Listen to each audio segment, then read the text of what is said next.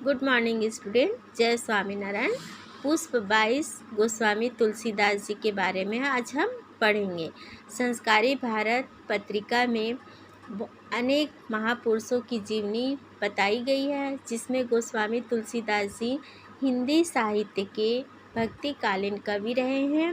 उन्होंने बहुत ही अच्छी रचनाएं और ग्रंथ लिखे हैं, जिसमें रामचरितमानस प्रमुख है। आइए मैं आपको उनके बारे में बताती हूँ।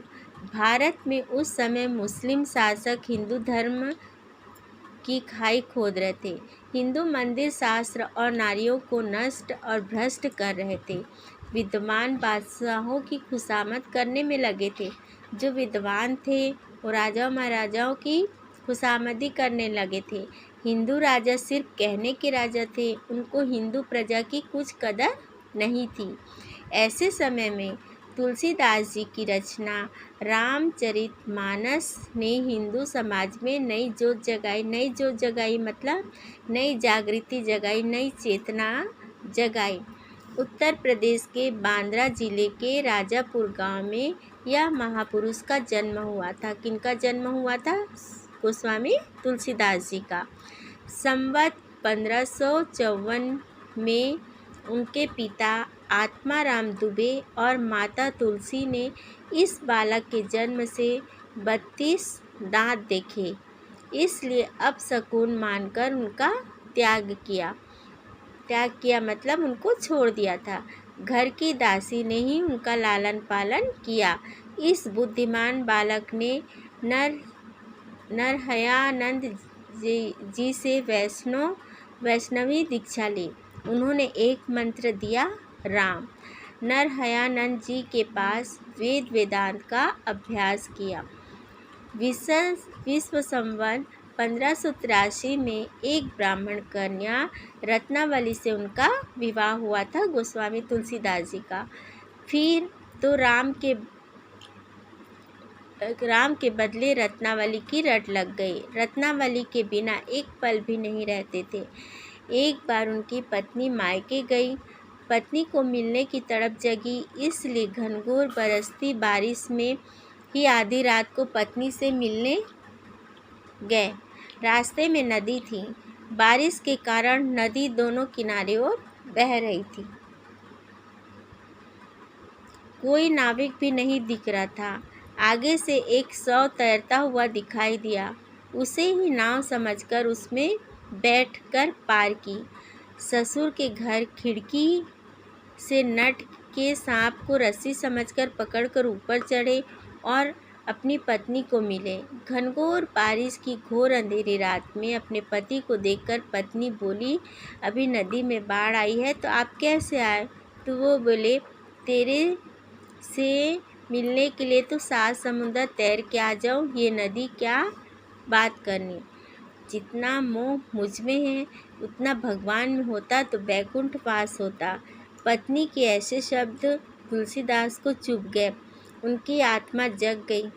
तुरंत ही सदा के लिए संसार छोड़कर वे चल निकले।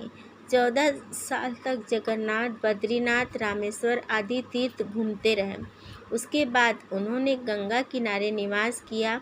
हृदय में राम मिलन की झकना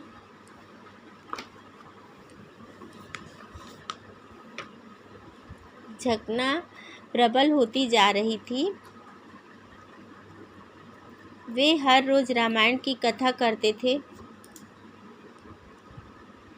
वहाँ सुनने के लिए सैकड़ों भक्तजन आते थे, जिसमें एक वृद्ध हर रोज सभा में सबसे पहले आता था, सबके जाने के बाद जाता था। तुलसीदास जी को कहाँ से ऐसा अंदेशा हुआ कि साक्षात हनुमान जी ही है। इसलिए एक दिन सभा पूर्ण होने के बाद तुलसी जी ने बुद्ध के चरण में सिर झुका दिया। हनुमान जी ने दर्शन दिया। तब राम दर्शन के लिए तुलसीदास जी ने विनती की। हनुमान जी ने उन्हें चित्रकूट जाने के लिए कहा।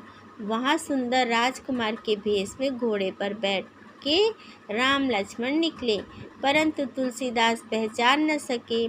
फिर से दूसरी बार हनुमान जी के कहने पर तुलसीदास जी ने राम लक्ष्मण को पहचाना।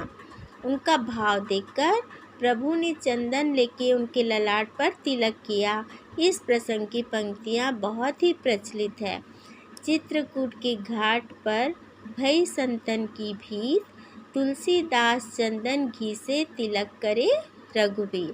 प्रभु का मनोहर स्वरूप देखकर गोस्वामी जी मुक्त बन गए, धन्य हो गए और हनुमान जी की कृपा से संवत 1607 में उन्हें राम का साक्षात्कार हुआ।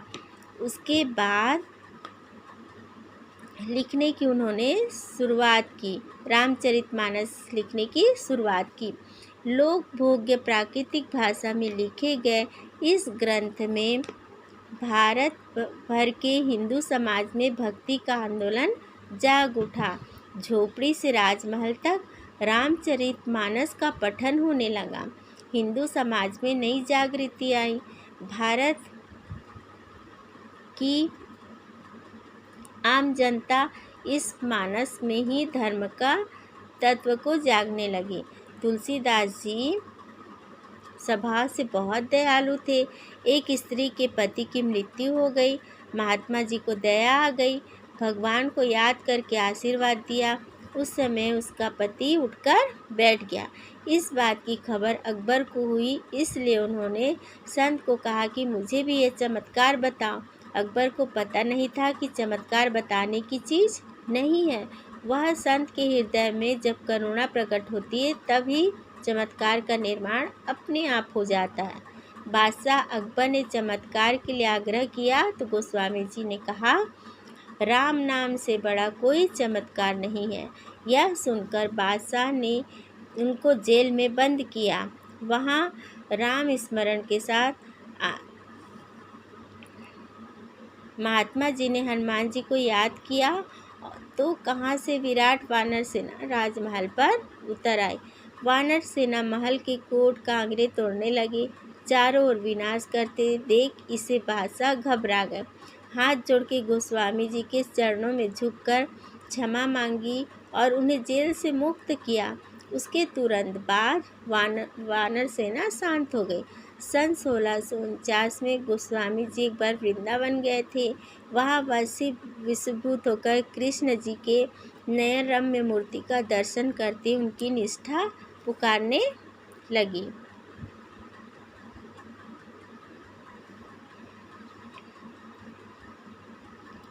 और उन्होंने कहा कहूँ छवि आज की, भले विराजो नाथ, तुलसी मस्तक जब तमे, जब धनुष बाण लो हाथ। तुलसीदास जी राम के प्रति इतनी निष्ठा थी कि उन्होंने कहा, हे प्रभु, आप भगवान तो सच्चे हो, परंतु मेरी लगनी राम स्वरूप में है। अगर आप राम स्वरूप में धनुष बाण हाथ में ले लो तो मेरा मस्तक आपको नमन करेगा। और वहाँ चमत्कार हुआ। श्री कृष्ण राम स्वरूप में तुलसीदास जी को दर्शन दिए। कृत मुरली कृत चंद्रिका कृत सखियन के साथ अपने जन के कारणे कृष्ण भय रघुनाथ। श्री कृष्ण रघुनाथ स्वरूप में दर्शन देके गोस्वामी जी की श्रद्धा को प्रबल किया। वहीं तुलसीदास जी विशाल दरिद्र से देखते हुए ही कहते हैं कि सिया राम भय सब जग जानी, करहु प्रणाम जोरी जुग पानी।